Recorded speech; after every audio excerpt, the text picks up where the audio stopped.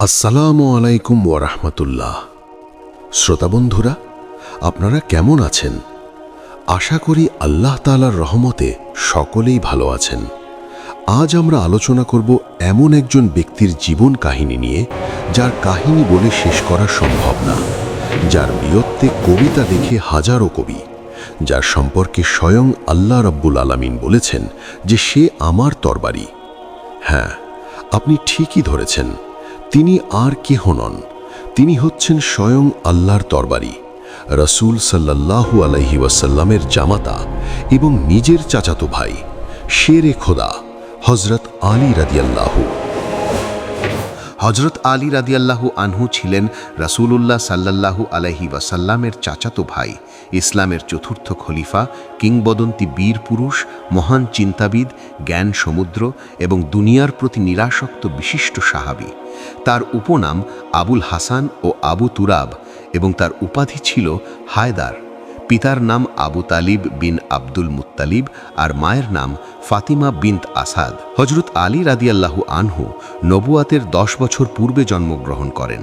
তার পিতা আবু তালিব অত্যন্ত গরিব ছিলেন।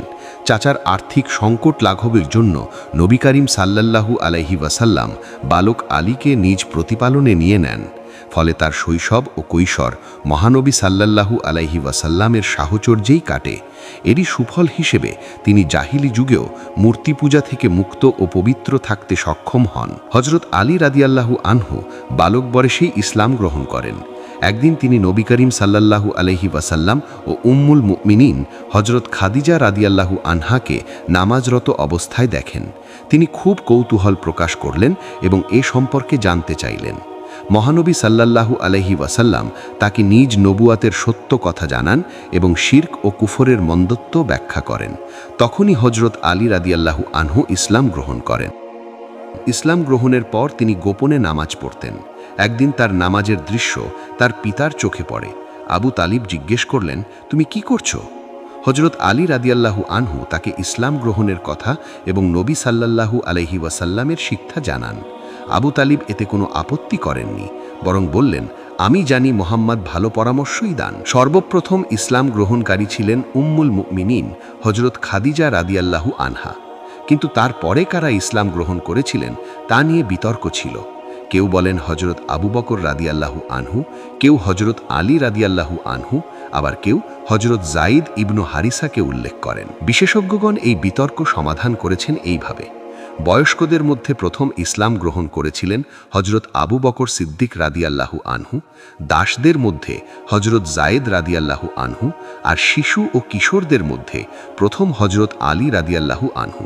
তার বয়স ইসলাম গ্রহণের সময় কেউ 10, কেউ 12, আবার কেউ 13 বা 14 উল্লেখ করেছেন। হিজরতের আগে মহানবী সাল্লাল্লাহু আলাইহি ওয়াসাল্লামের নবুয়াতের 13টি বছর ছিল অত্যন্ত কঠিন পরীক্ষা। মুশরিকরা মুসলিমদের উপর অমানুষিক নিপীড়ন চালাত। অনেক মুসলিম হাবশায় হিজরত করতে বাধ্য হন।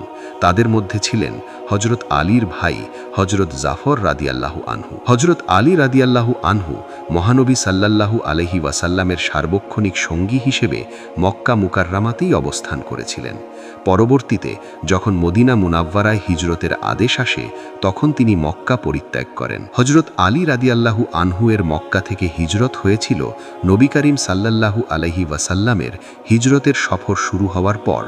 মহানবী সাল্লাল্লাহু আলাইহি ওয়াসাল্লামের কাছে মুশরিকদের অনেক গচ্ছিত মালামাল ছিল, যদিও হযরত আলী রাদিয়াল্লাহু আনহু একজন বিশ্বস্ত ব্যক্তি ছিলেন, যার প্রতি মুশরিকদের কোনো সন্দেহ ছিল না। নবী করিম সাল্লাল্লাহু আলাইহি ওয়াসাল্লাম মক্কা ত্যাগ করলেও মুশরিকদের সেই আমানত যথাযথভাবে বুঝিয়ে দেওয়ার বিষয়ে কোনো শৈথিন্য দেখাননি। মালামালটি বিতরণের দায়িত্ব তিনি হযরত আলী রাদিয়াল্লাহু আনহুকে দিয়ে যান। 3 দিনের মধ্যে তিনি যথাযথ মালিকদের হাতে পৌঁছে দেন এবং তারপর নিজে হিজরতের সফর যাত্রা করেন। কুবায় তিনি মহানবী সাল্লাল্লাহু আলাইহি ওয়াসাল্লামের সঙ্গে মিলিত হন। হযরত আলী রাদিয়াল্লাহু আনহু ছিলেন মহানবীর অতি প্রিয় পাত্র। নবী করিম সাল্লাল্লাহু আলাইহি ওয়াসাল্লাম তার কন্যা হযরত ফাতিমা রাদিয়াল্লাহু আনহাকে বিবাহের জন্য হযরত আলী রাদিয়াল্লাহু আনহুকে পছন্দ করেন। অনেক বড় বড় প্রস্তাব ছিল, কিন্তু তিনি কেউ গ্রহণ করেননি। হযরত আলী রাদিয়াল্লাহু আনহু ছিলেন নিতান্তই গরিব। নবী সাল্লাল্লাহু আলাইহি ওয়াসাল্লাম জিজ্ঞেস করেছিলেন, মাহর আদায় করার মতো কিছু তোমার কাছে আছে কি? তিনি জানান, তার কাছে কেবল একটি ঘোড়া এবং একটি লোহার বর্ম আছে। নবী সাল্লাল্লাহু আলাইহি ওয়াসাল্লাম বর্মটি বিক্রি করার পরামর্শ দেন। হজরত আলী রাদিয়াল্লাহু আনহু সেটি হজরত উসমান রাদিয়াল্লাহু আনহুর কাছে 400 দিরহামে বিক্রি করে দেন। এটাই হজরত ফাতিমা রাদিয়াল্লাহু আনহার মাহর। বিবাহের 10-11 মাস পর হজরত আলী রাদিয়াল্লাহু আনহু স্ত্রীকে নিজের কাছে আনার সিদ্ধান্ত নেন, কিন্তু কোথায় বসবাস করবেন তা ছিল চ্যালেঞ্জ। হজরত হারিস ইবনুন নুমান রাদিয়াল্লাহু আনহু মসজিদ সংলগ্ন তার ঘরটি ছাড়েন এবং হজরত ফাতিমা রাদিয়াল্লাহু আনহা সেখানে গিয়ে ওঠেন। যাওয়ার সময় নবী করিম সাল্লাল্লাহু আলাইহি ওয়াসাল্লাম তার আদরের কন্যাকে একটি চকি, একটি চাদর, 2টি বালিশ, 2টি জাতা এবং একটি পানির মশক প্রদান করেন। হজরত আলী রাদিয়াল্লাহু আনহু নিতান্তই গরিব ছিলেন, তাই তার পক্ষে কোনো বাড়তি জিনিস সংগ্রহ করা সম্ভব হয়নি। হজরত আলী রাদিয়াল্লাহু আনহু বদর, উহুদ সহ প্রতিটি যুদ্ধেই অংশগ্রহণ করেছেন। বদরের যুদ্ধে মুশরিকদের 3 মহান বীর উতবা, শাইবা এবং ওয়ালিদ সদর পেয়ে ময়দানে অবতীর্ণ হলে নবী করিম সাল্লাল্লাহু আলাইহি ওয়াসাল্লাম হজরত হামজা রাদিয়াল্লাহু আনহু, হজরত ওবায়দা রাদিয়াল্লাহু আনহু এবং হজরত আলী রাদিয়াল্লাহু আনহুকে তাদের মোকাবেলায় অগ্রসর হতে বলেন। তাদের হাতেই 3 বীর নিহত হন। উহুদের যুদ্ধে মুশরিক বাহিনীর পতাকাবাহী আবু সাদ ইবনে আবু তালহা প্রতিদ্বন্দ্বিতার আহ্বান জানালে হজরত আলী রাদিয়াল্লাহু আনহু এক আঘাতেই তাকে পরাস্ত করেন, কিন্তু তার অসহায়ত্ব দেখে হত্যা থেকে বিরত থাকেন। হিজরি 5ম সনে নবী করিম সাল্লাল্লাহু আলাইহি ওয়াসাল্লাম বনু সাদকে দমন করার জন্য হজরত আলী রাদিয়াল্লাহু আনহুকে 100 সৈন্যের এক বাহিনী সহ পাঠান। তিনি তাদের পরাস্ত করে গনিমতের মালামাল সহ মদিনায় ফিরে আসেন। হিজরি 6ষ্ঠ সনে হুদাইবিয়ার সফরেও হজরত আলী রাদিয়াল্লাহু আনহু শরিক ছিলেন। সেই সময় যে সন্ধিপত্র তৈরি হয় তিনিই তার লেখক। মুশরিকরা সন্ধিপত্রের শুরুতে রাসূলুল্লাহ শব্দ লেখা নিয়ে আপত্তি জানান। নবী সাল্লাল্লাহু আলাইহি ওয়াসাল্লাম বললেন, ঠিক আছে, শুধু মুহাম্মাদই লেখো। কিন্তু হজরত আলী রাদিয়াল্লাহু আনহু কিছুতেই তা কাটতে রাজি হননি। অবশেষে নবী নিজ হাতে তা কেটে দেন। হিজরি 7ম সনে খাইবারের যুদ্ধ সংঘটিত হয়। এই যুদ্ধ ইহুদিদের বিরুদ্ধে। ইহুদিদের দুর্গগুলোর মধ্যে সর্বাপেক্ষা সুরক্ষিত ছিল আল কামুস। প্রথমে যে কেউ পাঠানো হয় তিনি ব্যর্থ হন। শেষ পর্যন্ত হজরত আলী রাদিয়াল্লাহু আনহুকে পাঠানো হয়। তিনি ইহুদিদের বীর মারহাবের সঙ্গে ঘোরতর দ্বন্দ্বযুদ্ধে অংশগ্রহণ করেন এবং পরিশেষে মারহাবকে হত্যা করতে সক্ষম হন। এর ফলে আল কামুস দুর্গ পতিত হয়। খাইবার যুদ্ধের বিজয় ইতিহাসে হজরত আলী রাদিয়াল্লাহু আনহুর কৃতিত্ব হিসেবে স্বীকৃত। হিজরি 8ম সনে মক্কা বিজয় সংঘটিত হয়। মক্কা বিজয়ের পর পবিত্র কাবা গৃহে স্থাপিত মূর্তিসমূহ ভেঙে ফেলা হয়। কাবা শরীফের দেওয়ালে পিতলের একটি মূর্তি স্থাপন করা ছিল, যা হাতের নাগালের উপরে ছিল। সেই মূর্তিটি ভাঙার দায়িত্ব নবী করিম সাল্লাল্লাহু আলাইহি ওয়াসাল্লাম হজরত আলী রাদিয়াল্লাহু আনহুকে দেন। নিজ কাঁধে তাকে তুলে নেওয়া হয় এবং হজরত আলী রাদিয়াল্লাহু আনহু সেই পবিত্র কাঁধে উঠে মূর্তিটি চূর্ণ বিচূর্ণ করে ফেলেন। হিজরি 9ম সনে তাবুকের যুদ্ধ সংঘটিত হয়। তাবুক মদিনা থেকে বহু দূরে অবস্থিত। এই যুদ্ধে যাওয়ার সময় মদিনা মুনাওয়ারার নিরাপত্তা নিশ্চিত করার জন্য একজন বীর এবং বিচক্ষণ ব্যক্তির প্রয়োজন দেখা দেয়। নবী করিম সাল্লাল্লাহু আলাইহি ওয়াসাল্লাম হজরত আলী রাদিয়াল্লাহু আনহুকেই সেই দায়িত্বের জন্য বেছে নেন।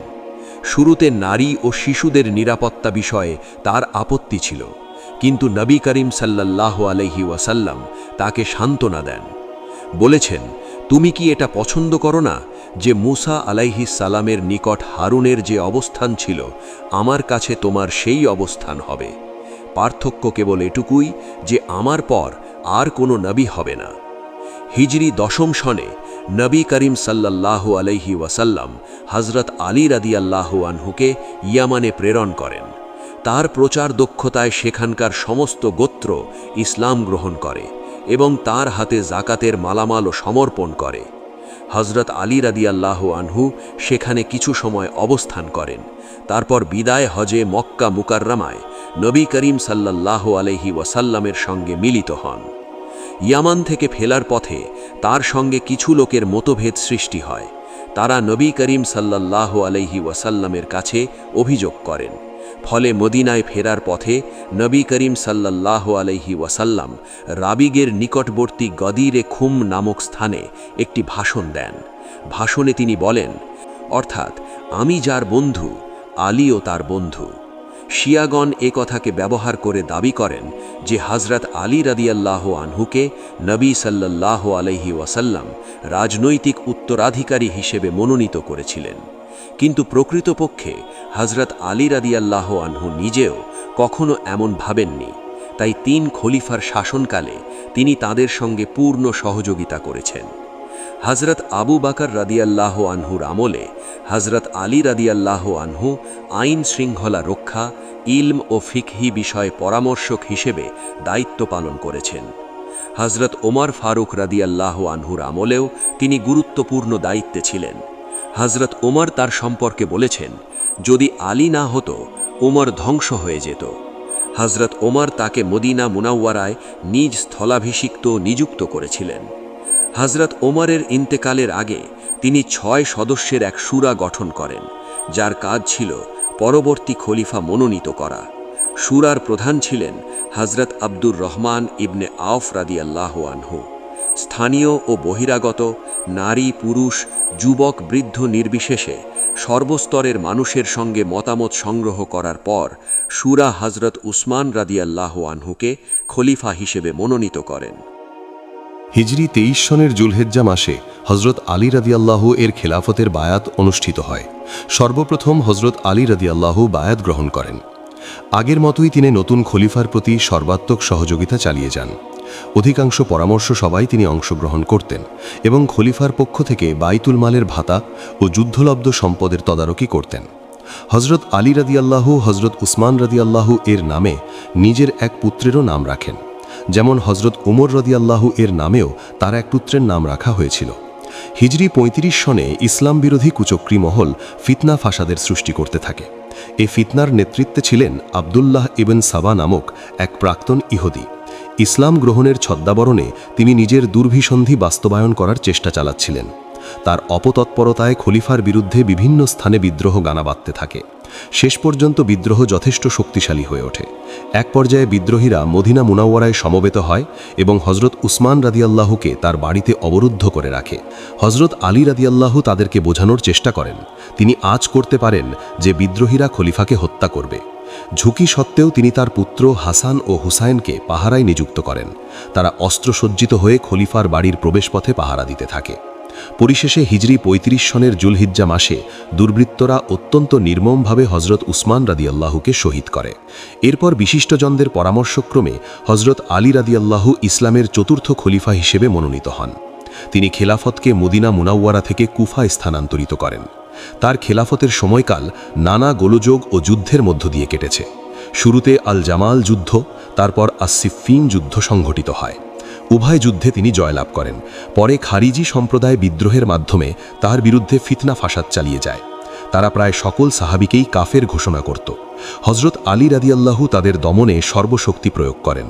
সবচেয়ে বড় যুদ্ধ ঘটে নাহরাওয়ানে, যেখানে খারিজিদের প্রায় 10,000 সৈন্য নিহত হয়। তবে তাদের তৎপরতা থেমে যায়নি। পরিশেষে হিজরি 40 সনের রমজান মাসে হযরত আলী রাদিয়াল্লাহু শাহাদাত বরণ করেন। তার আততায়ীর নাম ছিল আব্দুর রহমান ইবন মুলজিম। শাহাদাতকালে হযরত আলী রাদিয়াল্লাহুর বয়স ছিল 58 বছর। তিনি পরবর্তী খলিফা নির্বাচন বা নিজের পুত্রকে ঘোষণা করেননি। বিষয়টি মুসলিম সাধারণের হাতে ছেড়ে দেন। তার কবরের অবস্থান অজ্ঞাত রাখা হয়েছিল, কারণ আশঙ্কা ছিল খারিজিরা তাকে লাশ থেকে বের করতে পারে। হযরত আলী রাদিয়াল্লাহু ছিলেন মধ্যম আকৃতির, কিছুটা খাটো, চেহারা আলোকোজ্জ্বল। তিনি প্রখর বুদ্ধিমত্তার অধিকারী, অসাধারণ জ্ঞান সম্পন্ন। তিনি বলতেন, কুরআন মাজিদের এমন কোনো আয়াত নেই যেটি আমি জানি না যে কোন বিষয়ে নাজিল হয়েছে এবং কোথায়। আল্লাহ তাআলা তাকে বুদ্ধিদীপ্ত অন্তর এবং বাকবিদগ্ধ রসনা দিয়েছেন। সাঈদ ইবনুল মুসাইয়্যিব বলেন, সাহাবায়ে কেরামের মধ্যে আলী ছাড়া আর কেউ বলতেন না, আমাকে জিজ্ঞেস করো। হযরত আলী রাদিয়াল্লাহু ছিলেন সুদক্ষ বিচারক। তার জুড়ি ছিল না। হজরত উমর রাদিয়াল্লাহু বলতেন, আমাদের মধ্যে আলী সবচেয়ে দক্ষ বিচারক। এছাড়াও তিনি বলতেন, যে জটিল বিষয়ে আবু হাসান অর্থাৎ আলী রাদিয়াল্লাহু এর কাছে সমাধান নেই, তা থেকে আল্লাহর কাছে সাহায্য চাই। উম্মুল মুমিনিন হজরত আয়েশা রাদিয়াল্লাহু বলতেন, আজ যারা জীবিত আছে তাদের মধ্যে সুন্নত সম্পর্কে হজরত আলী রাদিয়াল্লাহু সর্বাধিক জ্ঞান সম্পন্ন। তিনি সাধারণ জীবনযাপন করতেন। ছেঁড়া তালিযুক্ত পোশাক পরিহিত অবস্থায়ও তাকে বহুবার দেখা গেছে। খাওয়া দাওয়াও ছিল অত্যন্ত সাদামাটা। ইবাদত বন্দেগী ও রিয়াজাত মোজাহাদায় তিনি ছিলেন অতুলনীয়। রাত জেগে নামাজ পড়তেন। আখিরাতের চিন্তা তাকে অস্থির রাখত।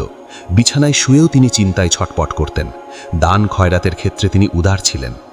নিজে ছেঁড়া কাপড় পরতেন, অথচ দাস দাসীকে দামি পোশাক পরাতেন।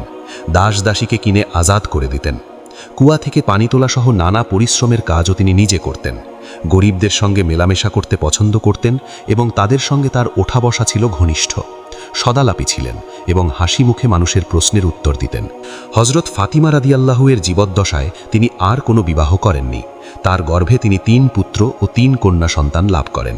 তারা হলেন হজরত হাসান রাদিয়াল্লাহু, হজরত হুসাইন রাদিয়াল্লাহু, হজরত মুহাসান রাদিয়াল্লাহু, হজরত জয়নাব কুবরা রাদিয়াল্লাহু, হজরত জয়নাব সুগরা রাদিয়াল্লাহু ও উম্মু কুলসুম রাদিয়াল্লাহু। হজরত ফাতিমা রাদিয়াল্লাহু এর ওফাতের পর তিনি একের পর এক কয়েকটি বিবাহ করেন।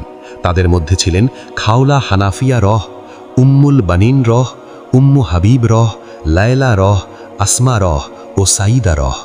তার বিখ্যাত পুত্র মোহাম্মদ ইবনুল হানাফিয়া ছিলেন খাওলা হানাফিয়ার গর্ভজাত। কন্যা উম্মু কুলসুম রাদিয়াল্লাহুকে খলিফা হজরত উমর রাদিয়াল্লাহু বিবাহ করেছিলেন। হজরত আলী ইবন আবি তালিব রাদিয়াল্লাহু ছিলেন বালকদের মধ্যে প্রথম ইসলাম গ্রহণকারী। হজরত রাসূলুল্লাহ সাল্লাল্লাহু আলাইহি ওয়াসাল্লামের চাচাতো ভাই ও জামাতা, ইসলামের চতুর্থ খলিফা, খ্যাতিমান বীর, অতুলনীয় বাগ্মী, কবি ও দূরদৃষ্টি সম্পন্ন সাহাবী।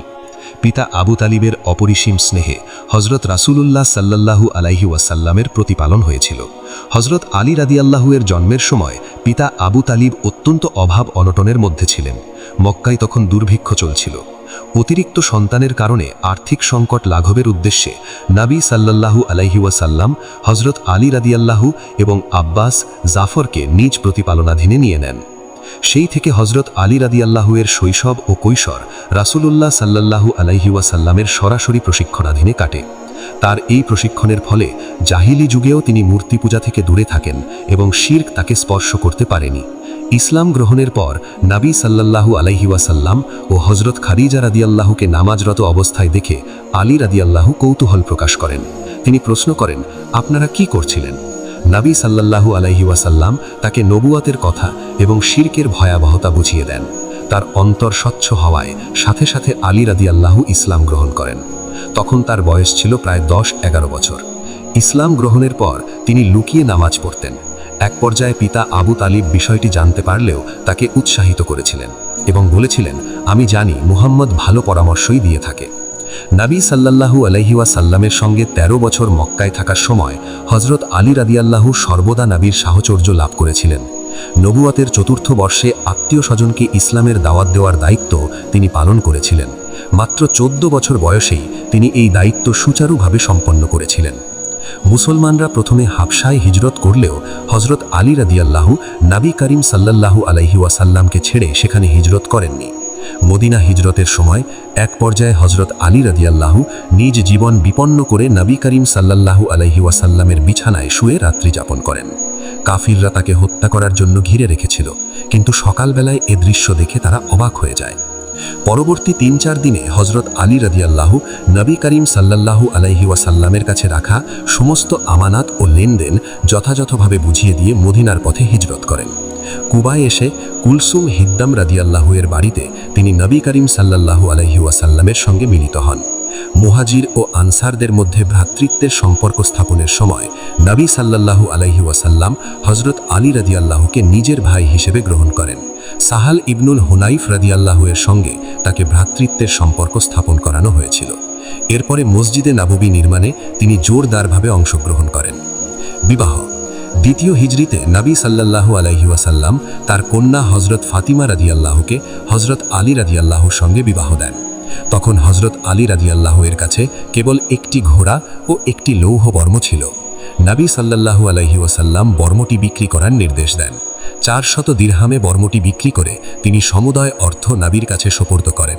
নবী সাল্লাল্লাহু আলাইহি ওয়াসাল্লাম বাকি অর্থ দিয়ে হযরত বিলাল রাদিয়াল্লাহুকে বাজার থেকে আতর ও খুশবু আনতে দেন। নবী সাল্লাল্লাহু আলাইহি ওয়াসাল্লাম নিজেই বিবাহ পড়ান এবং স্বামী স্ত্রীর জন্য দোয়া করেন। 10-11 মাস পর হযরত ফাতিমা রাদিয়াল্লাহুকে নিজ গৃহে নিয়ে আসা হয়। আল হারিস ইবনুন নুমান রাদিয়াল্লাহু নবদম্পতির জন্য একটি নতুন ঘরের ব্যবস্থা করেন। নবী সাল্লাল্লাহু আলাইহি ওয়াসাল্লাম হযরত ফাতিমা রাদিয়াল্লাহুকে যে উপহার দেন তা হল একটি পালঙ্ক, একটি বিছানা, একটি চাদর, 2টি বালিশ, 2টি জাতা ও একটি পানির মশক। হযরত আলী রাদিয়াল্লাহু বর্ম বিক্রির টাকা দিয়েই ওয়ালিমার আয়োজন করেন, যেখানে খেজুর, জবের রুটি, পনির ও ঝোল রুটি পরিবেশন করা হয়েছিল। যুদ্ধ বিগ্রহ। দ্বিতীয় হিজরিতে 16ই রমজান বদর প্রান্তরে মুসলমানদের প্রথম সম্মুখ যুদ্ধ বদর যুদ্ধ ঘটিত হয়। আলী রাদিয়াল্লাহু উক্ত যুদ্ধে বীরত্বের পরম পরাকাষ্ঠা প্রদর্শন করেন। কুরাইশদের 3 খ্যাতিমান বীর উতবা, সায়বা ও ওয়ালিদ ময়দানে এসে দ্বন্দ্বযুদ্ধের আহ্বান জানায়। নবী সাল্লাল্লাহু আলাইহি ওয়াসাল্লাম আলী, হামজা ও উবায়দা রাদিয়াল্লাহুকে তাদের মোকাবিলায় পাঠান। আলী রাদিয়াল্লাহু এক কোপে ওয়ালিদকে হত্যা করেন। হামজা রাদিয়াল্লাহু উতবা এবং উবায়দা রাদিয়াল্লাহু সায়বাকে পরাস্ত করেন। আলী রাদিয়াল্লাহু তুমুল যুদ্ধে অংশ নিয়ে শত্রু সৈন্যদের লাইনের পর লাইন ছত্রভঙ্গ করে দেন। মুসলমানরা জয়লাভ করেন এবং আলী রাদিয়াল্লাহু একটি লৌহ বর্ম, একটি উট ও একটি তরবারি লাভ করেন। উহুদ যুদ্ধ। হিজরি 3য় সনে উহুদ যুদ্ধ সংঘটিত হলে আলী রাদিয়াল্লাহু আবারও অসাধারণ বীরত্ব প্রদর্শন করেন। মুসলিম বাহিনী প্রথমে জয়লাভ করলেও কিছু মুসলিমদের ভুলের কারণে কাফিররা পিছন থেকে আক্রমণ করে। এতে মুসলমানদের প্রচুর ক্ষয়ক্ষতি হয় এবং স্বয়ং নবী করিম সাল্লাল্লাহু আলাইহি ওয়াসাল্লামের দান মুবারক শহীদ হন। আলী রাদিয়াল্লাহু পতাকা ধরে বীরত্ব প্রদর্শন করতে থাকেন। কাফিরদের সব ফন্দি ব্যর্থ করে দেন। পতাকাধারী আবু সাদ ইবনে আবি তালহা প্রতিদ্বন্দ্বিতার আহ্বান জানালে আলী রাদিয়াল্লাহু এক আঘাতেই তাকে পরাস্ত করেন, কিন্তু তার অসহায়ত্ব দেখে হত্যা থেকে বিরত থাকেন।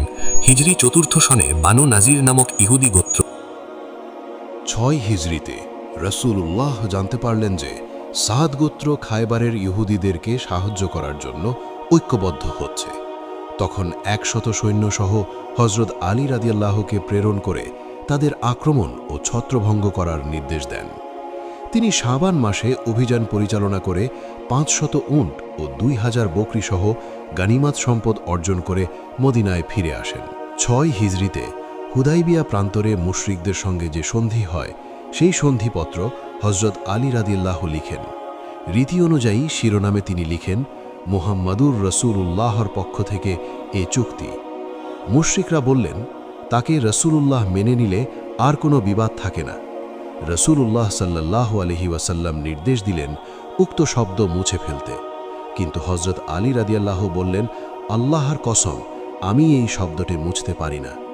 শেষ পর্যন্ত রাসূলুল্লাহ সাল্লাল্লাহু আলাইহি ওয়াসাল্লাম নিজ হাতে এটি মুছে মুহাম্মদ ইবনে আবদুল্লাহ লিখলেন এবং হযরত আলী রাদিয়াল্লাহু তা অনুযায়ী সম্পাদন করলেন। আল বিদায়াহ ওয়ান নিহায়া, 4 খণ্ড, পৃষ্ঠা 168। 7 হিজরিতে খায়বার যুদ্ধ সংঘটিত হয়। এখানে ইহুদিদের বড় বড় মজবুত কেল্লা ছিল, যা জয় করা কঠিন ছিল।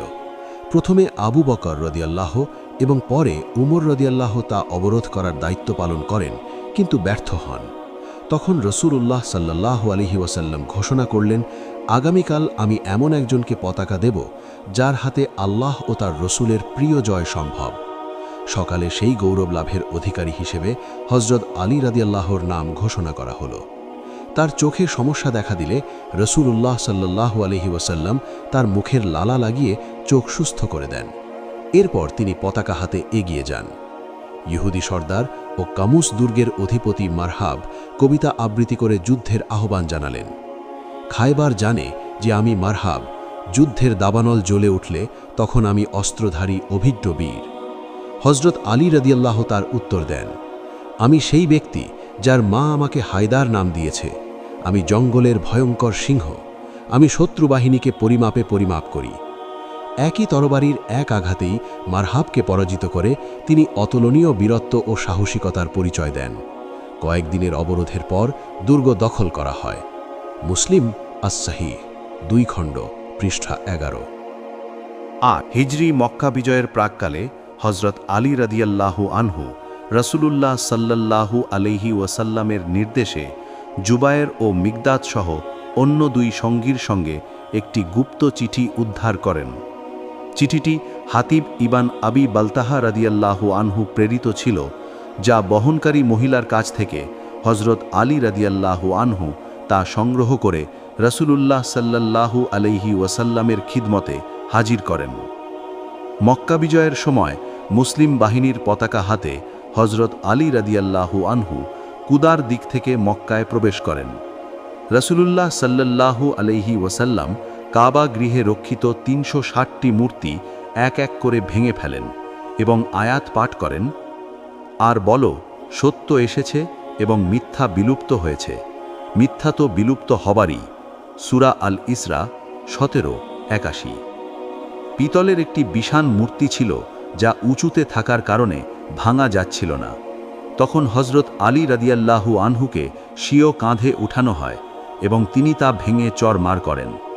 এভাবেই কাবা ঘর সম্পূর্ণভাবে মূর্তি থেকে পবিত্র হয়। এই বছর হুনাইন যুদ্ধ সংঘটিত হয়। প্রথমে মুসলিম বাহিনী জয়লাভ করলেও সবাই গনিমাত আহরণে ব্যস্ত হয়ে পড়ে। সুযোগ বুঝে কাফিররা সংঘবদ্ধভাবে আক্রমণ করলে অপ্রস্তুত মুসলিম বাহিনী ছত্রভঙ্গ হয়ে পড়ে। কেবল কয়েকজন সাহাবী ময়দানে অটল থেকে যুদ্ধ চালিয়ে যান। তন্মধ্যে হজরত আলী রাদিয়াল্লাহু আনহু অন্যতম। তিনি অতুলনীয় বীরত্ব প্রদর্শন করে ময়দান নিয়ন্ত্রণে আনেন এবং কাফির সেনাপতিকে হত্যা করেন। এরপর অন্য মুজাহিদগণ পূর্ণ সাহসিকতার সঙ্গে যুদ্ধ চালিয়ে গিয়ে জয়লাভ করেন। ৯ হিজরিতে তাবুক যুদ্ধ চলাকালীন রাসূলুল্লাহ সাল্লাল্লাহু আলাইহি ওয়াসাল্লাম হজরত আলী রাদিয়াল্লাহু আনহুকে মদিনায় রেখে আহলে বাইতের দেখাশোনার দায়িত্ব দেন। মুনাফিকগণ গোণালো মন্তব্য করতে থাকে যে তিনি ভালো যোদ্ধা নন। যুদ্ধ থেকে ফিরে নবী করিম সাল্লাল্লাহু আলাইহি ওয়াসাল্লামের কাছে অভিযোগ করলে রাসূলুল্লাহ সাল্লাল্লাহু আলাইহি ওয়াসাল্লাম তাকে বলেন, তুমি কি এটা পছন্দ করো না যে আমার কাছে তোমার মর্যাদা মুসা আলাইহিস সালামের নিকট হারুন আলাইহিস সালামের সমান? পার্থক্য শুধু এটুকুই, আমার পর আর কোনো নবী আসবেন না। বুখারী, আস-সাহিহ, কিতাবুল মানাকিব। মক্কা বিজয়ের পর খালিদ ইবনুল ওয়ালিদ রাদিয়াল্লাহু আনহুর ভুলের কারণে বানু জাজিমায় কিছু রক্তপাত ঘটে। এর সমাধানের জন্য রাসূলুল্লাহ সাল্লাল্লাহু আলাইহি ওয়াসাল্লাম হজরত আলী রাদিয়াল্লাহু আনহুকে প্রেরণ করেন। এছাড়াও তাই গোত্র, যাদের পেশা ছিল লুটতরাজ করা, তাদের দমন করার জন্য হজরত আলী রাদিয়াল্লাহু আনহুয়ের নেতৃত্বে একটি অভিযান পরিচালনা করা হয়। অভিযানের ফলে মুসলিমগণ বহু গনিমাত অর্জন করে এবং তা রাসূলুল্লাহ সাল্লাল্লাহু আলাইহি ওয়াসাল্লামের খিদমতে পেশ করেন। সূরা তাওবা নাজিল হলে কাফির ও মুশরিকদের প্রতি আল্লাহর অসন্তোষ প্রকাশ পায়। এছাড়া ভবিষ্যৎ বছরগুলিতে অমুসলিমদের জন্য হজ নিষিদ্ধ ঘোষণা করা হয়। পূর্বে নবী করিম সাল্লাল্লাহু আলাইহি ওয়াসাল্লাম যেসব অমুসলিম গোত্রের সঙ্গে চুক্তিবদ্ধ ছিলেন, 4 মাস অতিক্রান্ত হলে চুক্তি বাতিল ঘোষিত হয়। পূর্বে আবু বকর রাদিয়াল্লাহু আনহু কে আমিরুল হজ হিসাবে প্রেরণ করা হয়েছিল। পরবর্তীতে হজ উপলক্ষে আগতদের মধ্যে ঘোষণা করার দায়িত্ব হজরত আলী রাদিয়াল্লাহু আনহু পালন করেন। এই ঘোষণার পর আরব গোত্রগুলো মুসলমান হতে শুরু করে। 10 হিজরিতে রমজান মাসে নবী করিম সাল্লাল্লাহু আলাইহি ওয়াসাল্লাম নিজ হাতে হজরত আলী রাদিয়াল্লাহু আনহুকে পাগড়ি বেঁধে ও পতাকা হাতে দিয়ে ইয়ামান প্রেরণ করেন। তার প্রচারের মাধ্যমে সেখানকার সমস্ত গোত্র একই দিন ইসলাম গ্রহণ করে এবং যাকাত প্রদান করে। এরপর হজরত আলী রাদিয়াল্লাহু আনহু সরাসরি মক্কা গমন করেন এবং বিদায় হজে নবী করিম সাল্লাল্লাহু আলাইহি ওয়াসাল্লামের সঙ্গে মিলিত হন। ইয়ামান থেকে ফেরার পথে কিছু লোক হজরত আলী রাদিয়াল্লাহু আনহুয়ের বিরুদ্ধে নবী করিম সাল্লাল্লাহু আলাইহি ওয়াসাল্লামের কাছে অভিযোগ পেশ করে। মদিনা ফেরার পথে নবী করিম সাল্লাল্লাহু আলাইহি ওয়াসাল্লাম রাবিগের নিকটবর্তী গদির-ই খুম নামক স্থানে ছাউনিতে একটি জোরালো ও মর্মস্পর্শী ভাষণ দেন। উক্ত ভাষণে তিনি আমানতের সম্পদের খিয়ানত করার নিন্দা করেন। পরিশেষে হজরত আলী রাদিয়াল্লাহু আনহুয়ের নির্দোষতা উল্লেখ করে বলেন, মান কুন্তু মাওলাহু ফা আলিয়ুন মাওলাহু, অর্থাৎ আমি যার বন্ধু, আলীও তার বন্ধু। শিয়া সম্প্রদায় এ উক্তিকে হজরত আলী রাদিয়াল্লাহু আনহুয়ের পক্ষে রাসূলুল্লাহ সাল্লাল্লাহু আলাইহি ওয়াসাল্লামের রাজনৈতিক উত্তরাধিকারিত্বের দলিল হিসাবে গণ্য করে, কিন্তু হজরত আলী রাদিয়াল্লাহু আনহু নিজে কখনো এটাকে এমনভাবে গণ্য করেননি। পূর্ববর্তী 3 খলিফা নির্বাচনের সময়ও বা মুয়াবিয়া রাদিয়াল্লাহু আনহুয়ের সঙ্গে খিলাফত সংক্রান্ত আলাপ আলোচনার সময়ও তিনি এ উক্তির উল্লেখ করেননি। উল্লেখ্য, এসব পত্র শরীফ ও রাদি সংকলিত নাহজুল বালাগায় সংরক্ষিত আছে। রাসূলুল্লাহ সাল্লাল্লাহু আলাইহি ওয়াসাল্লামের ইন্তেকালের পর হজরত আলী রাদিয়াল্লাহু আনহু তার সবচেয়ে আপনজন হিসাবে গোসল ও কাফন দাফনের ব্যবস্থা করেন। সাকিফা ই বানি সাইদায় যখন খলিফা হিসাবে আবু বকর রাদিয়াল্লাহু আনহুয়ের হাতে উমর ও অন্যান্য সাহাবীর বায়াত গ্রহণ করা হয়, তখন হজরত আলী রাদিয়াল্লাহু আনহু উপস্থিত ছিলেন না। এর প্রধান কারণ ছিল 2টি। 1, তিনি কুরআন একত্রিত করার কাজে ব্যস্ত ছিলেন। 2, শোকবিহ্বল ফাতিমা রাদিয়াল্লাহু আনহাকে সান্ত্বনা দেওয়ার জন্য তিনি তার পাশে ছিলেন এবং বাইরের বিষয়াদি থেকে দূরে ছিলেন। 6 মাস পর ফাতিমা রাদিয়াল্লাহু আনহার ইন্তেকালের পর তিনি আবু বকর রাদিয়াল্লাহু আনহুয়ের কাছে গমন করেন, শ্রেষ্ঠত্ব ও প্রাধান্যের কথা স্বীকার করেন এবং মৃদু অভিযোগের পর পরিস্থিতি অনুযায়ী বায়াত দেন। পরবর্তী সময়ে প্রথম, দ্বিতীয় ও তৃতীয় খলিফার আমলে হজরত আলী রাদিয়াল্লাহু আনহু একজন বিশ্বস্ত ও নিষ্ঠাবান পরামর্শদাতা হিসাবে কার্যকর থাকেন। উমর রাদিয়াল্লাহু আনহু বলেন, লাউলা আলীয়ুন লাহালাকা উমারু, অর্থাৎ আলী না থাকলে ওমর ধ্বংস হয়ে যেত। বড় সমস্যা বা গুরুত্বপূর্ণ সিদ্ধান্তে তিনি সব সময় হজরত আলী রাদিয়াল্লাহু আনহুয়ের পরামর্শ নিতেন। উমরের মদিনা বাইরে যাত্রার সময়ও হজরত আলী রাদিয়াল্লাহু আনহু স্থলাভিষিক্ত নিযুক্ত থাকতেন। যখন উসমান রাদিয়াল্লাহু আনহু খলিফা নির্বাচিত হন, হজরত আলী রাদিয়াল্লাহু আনহু তাকে পূর্ণ সহযোগিতা ও সুপরামর্শ প্রদান করেন। কোনোভাবেই তিনি তার খিলাফতে অসন্তুষ্টি প্রকাশ করেননি। 35 হিজরিতে ইবান সাবার ষড়যন্ত্রকারী গ্রুপ উসমান রাদিয়াল্লাহু আনহুয়ের বাসভবন অবরোধ করলে হজরত আলী রাদিয়াল্লাহু আনহু নিজের কলিজার টুকরো হজরত হাসান ও হুসাইন রাদিয়াল্লাহু আনহুকে রক্ষা করার জন্য প্রবেশদ্বারে মোতায়েন করেন। ভ্রাতৃদ্বয় খোলা তরবারি নিয়ে প্রবেশদ্বার হেফাজত করলেও বিদ্রোহীদের বিপুল সংখ্যার কারণে তাদের কাজ সীমিত ছিল। অবশেষে বিদ্রোহীরা ভিতরে প্রবেশ করে এবং হজরত উসমান রাদিয়াল্লাহু আনহুকে নির্মমভাবে হত্যা করে। এরপর বিশিষ্টজনদের পরামর্শক্রমে হজরত আলী রাদিয়াল্লাহু আনহু ইসলামের চতুর্থ খলিফা হিসাবে মনোনীত হন। তিনি খিলাফতকে মদিনা মুনవ్বরা থেকে কুফায় স্থানান্তরিত করেন। তার খিলাফতের সময়কাল নানা গোলযোগ ও যুদ্ধের মধ্য দিয়ে কেটেছে। শুরুতে আল জামাল যুদ্ধ সংঘটিত হয়, তারপর আস-সিফফিন যুদ্ধ সংঘটিত হয়। হজরত আলী রাদিয়াল্লাহু আনহু হত্যাকারীদের বিরুদ্ধে তৎক্ষণাৎ ব্যবস্থা নেওয়া চাননি। কারণ 1, হত্যাকারীদের শনাক্তকরণ জটিল ছিল। 2, রাষ্ট্রের পরিস্থিতি অস্থিতিশীল ছিল।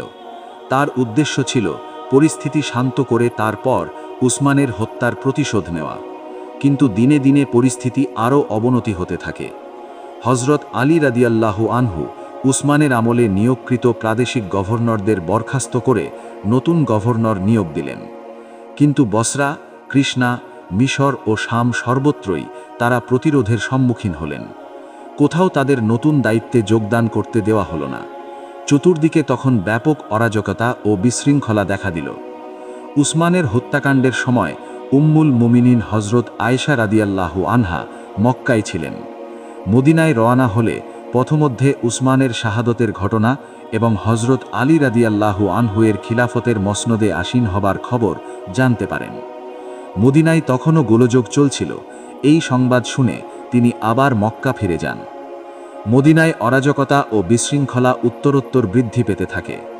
আত্মরক্ষার জন্য হজরত তালহা ও হজরত জুবায়ের রাদিয়াল্লাহু আনহু হজরত আলী রাদিয়াল্লাহু আনহুয়ের অনুমতি নিয়ে মক্কায় আসেন।